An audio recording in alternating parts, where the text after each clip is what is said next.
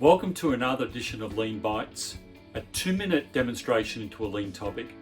Thanks for joining me. My name is Paul Dean. In today's edition of Lean Bites, we're going to be looking at a tool called the spaghetti diagram.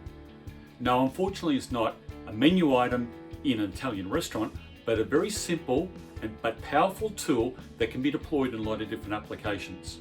5S, rapid improvement events, Kaizen events, in fact, any improvement activity at all. Remember back to the 8 wastes.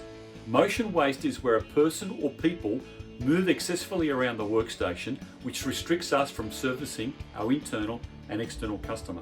What the spaghetti diagram will do will visualize that excessive movement with the attempt to drive it out. So I'm going to demonstrate that today. There's going to be 3 steps. The first step is to map out the current state.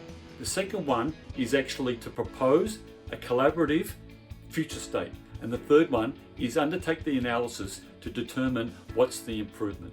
And I'm going to show you that today. So the first thing to do on a scale diagram, I'm going to draw my workstation. So this is all the components drawn to scale of my workstation, all the areas that actually appear in my workstation, just simply shown in a diagram. And that's me in the middle of my workstation. So what I'm going to do is I'm going to map out visually me moving through that workstation to create the task or the process. So the first thing I do, to there, to there, to there, back to the workstation, to there, over here to assemble the finished goods. That's the current state. Now I want to do a measurement of the distance traveled and the time it takes. Let's just, for example, say it measures out 30 meters, it takes me 5 minutes to complete that task. Then I'm going to collaborate with my team and I'm going to determine a potential future state. So let's just say I move some of these areas and I reorientate some of them to a better future state.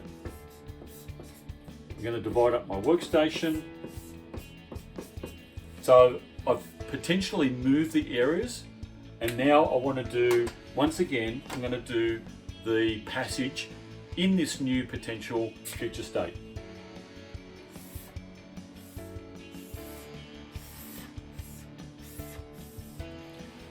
So now also I'm going to measure the distance traveled with that potential future state and the time it takes.